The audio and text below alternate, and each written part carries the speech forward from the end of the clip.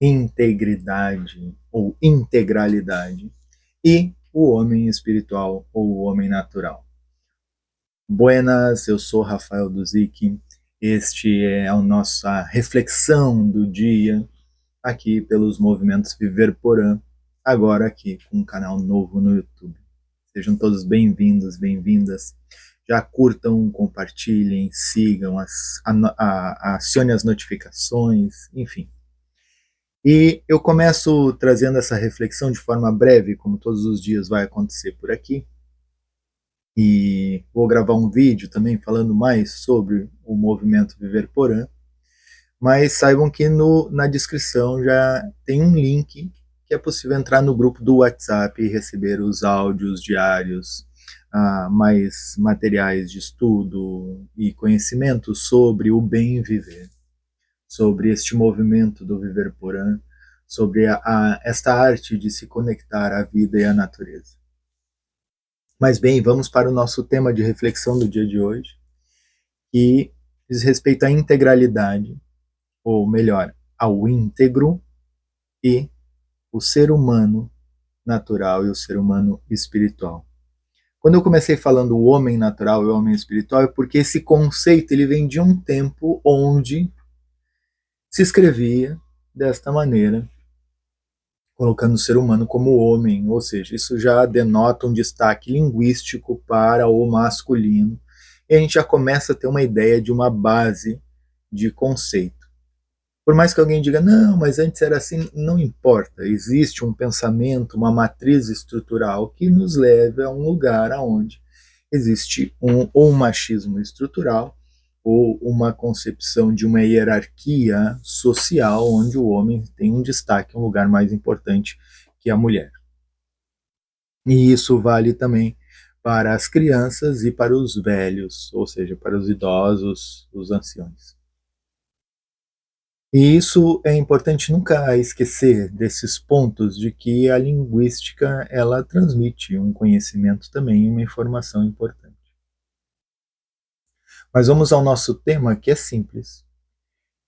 Quando a gente fala de um homem espiritual dentro deste conceito, nós estamos falando de um homem que se elevou da condição humana a uma condição mais espiritual. E então existe uma certa desconexão com as coisas que se aproximam da Terra. Olha só que curioso isso. E o olhar é para um homem natural que ainda se mantém vinculado à Terra. E por consequência, nessa visão, ele é menos do que este homem espiritual. E aqui é onde entra o íntegro, a integralidade. O íntegro é aquilo que é completo em si. O íntegro é aquilo que já está. E nós todos nós, somos pessoas íntegras. Íntegras no sentido que somos completos em nós mesmos. Essa ideia conceitual, platônica, de que existe uma metade da laranja te esperando em algum lugar. Isso não é uma perspectiva que me toque o coração, uma vez que eu sou inteiro em mim mesmo e a Ana Paula é inteira nela mesma e nós nos encontramos como inteiros e criamos grandes movimentos e coisas a partir da nossa inteireza.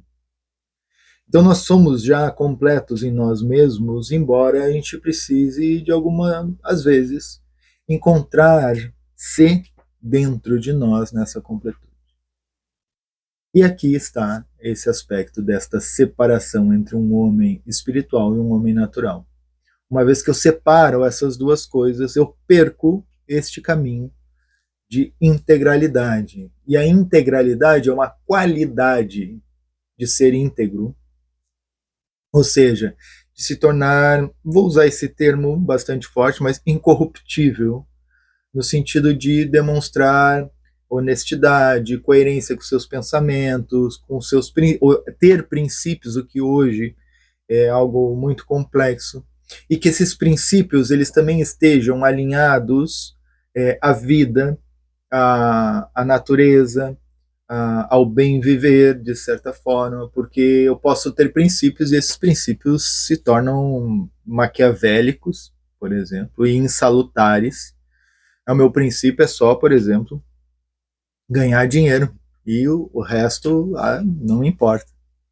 Então, esse conjunto de ideias é que essa pessoa tem uma conduta coerente, né? Seja à frente das outras pessoas ou não, mas que ela seja íntegra nela mesma.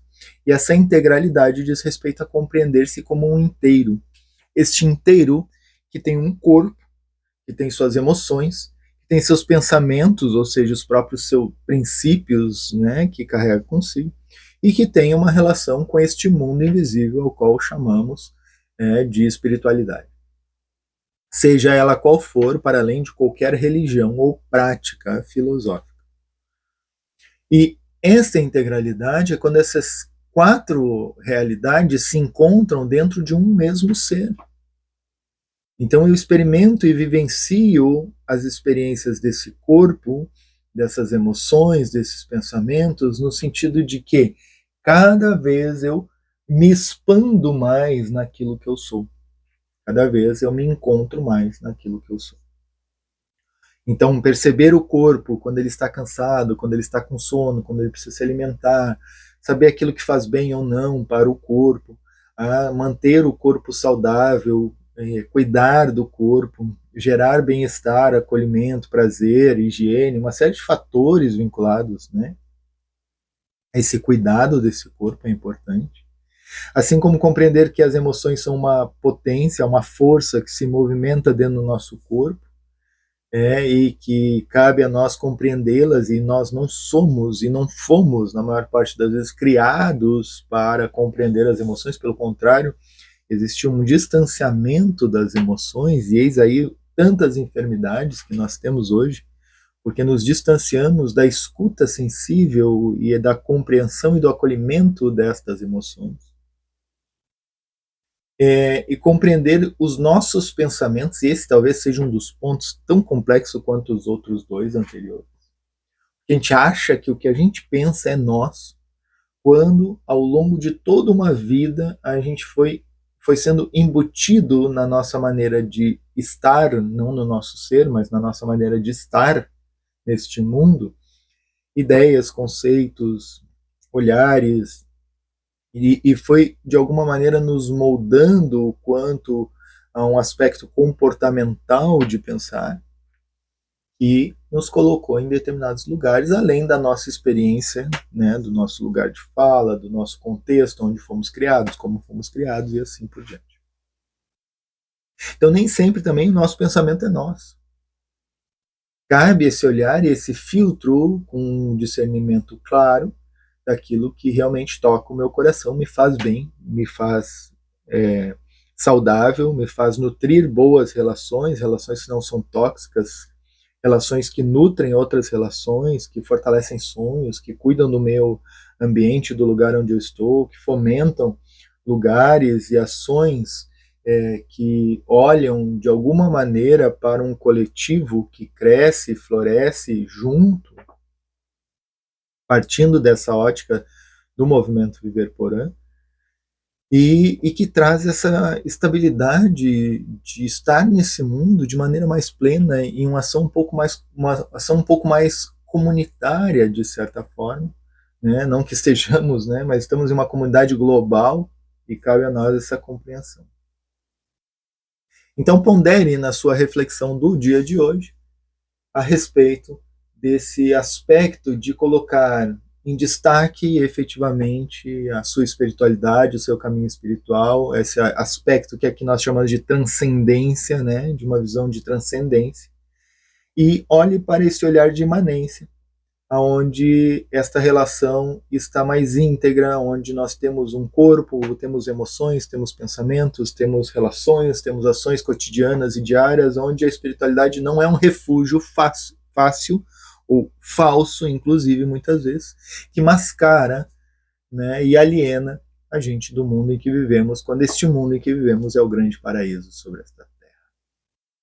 Seja um dia abençoado, e se a vida chama, vamos juntos.